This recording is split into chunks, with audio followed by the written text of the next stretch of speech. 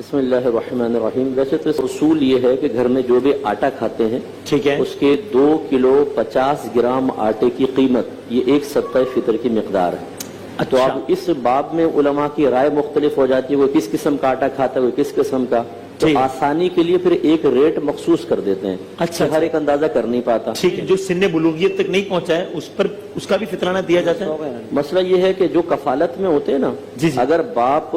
مالک نصاب ہے پھر تو ان کا بھی دینا واجب ہے، باپ اپنے بیٹے کا دے گا۔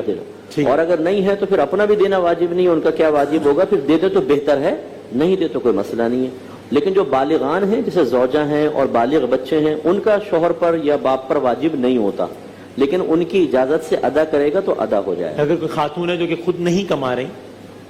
تو وہ اپنا فطرہ خود ادا کریں اگر تو وہ مالکہ نصاب ہیں تو اپنے مالکہ ذرا سمجھا دیجئے مالکہ نصاب۔ مالک نصاب یعنی 7.5 تولہ سونا، 52.5 تولہ چاندی، یا اتنا کیش جو 52.5 تولہ چاندی تک پہنچ جائے، یا اتنا مال تجارت، صحیح ہے، یا گھر میں ان کی ملکیت میں ضروریات زندگی سے زیادہ اتنا سامان کہ جس کی مالیت 52.5 تولہ چاندی تک پہنچ جائے، ٹھیک ہے، وہ مالکہ نصاب یا غنیہ کہلاتی تو ہے۔ اگر مالکہ نصاب حقیقتاً ہے ان پہ واجب ہوتا ہے، یعنی جس پہ زکوٰۃ واجب ہے اس پہ صدقہ فطر واجب ہے، لیکن ہر ایک اگر ادا کرنا چاہے تو ادا ہو جائے گا انشاءاللہ، اور کرنا چاہیے ثواب ملے گا۔ واجب اس پر ہے جس کے بعد اتنی مالیت جی ہاں، ہو یا اتنی مالیت کا جو پیسہ مالک نصاب ہے واجب اس پر ہے۔ اور کس کو دینا آئیڈیل ہے، بیسٹ کیا ہے، فطرہ کس کو دیا جائے؟ مطلب یہ ایک تو اصول وہی رشتہ داروں کا ہے کہ جن کی نسل سے آپ ہیں انہیں نہیں دے سکتے، ماں باپ دادا دادی نانا نانی، جو آپ کی نسل سے انہیں نہیں دے سکتے، بیٹا بیٹی پوتا پوتی نواسہ نواسی، شوہر بیوی کو، بیوی شوہر کو نہیں دے سکتے،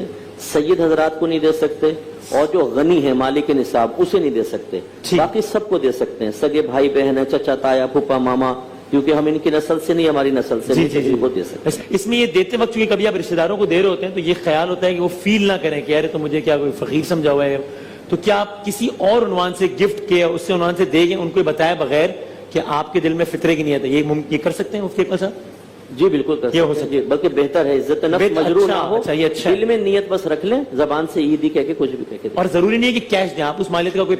گفٹ بھی دے سکتے ہیں، گفٹ بھی دے سکتے ہیں، لیکن اس میں بس ایک تھوڑی سی بات عرض کر دوں، ایک ہوتا ہے پرچیزنگ کی جو قیمت ہوتی ہے، ٹھیک ہے نا، اور ایک ہے کہ جو آپ سیل کرتے ہیں کسی چیز کو، بعض اوقات جب آپ پرچیز کرتے ہیں تو مہنگی ہوتی ہے، سیل کرتے ہیں تو قیمت گر جاتی ہے، اس قیمت کا اعتبار ہوگا۔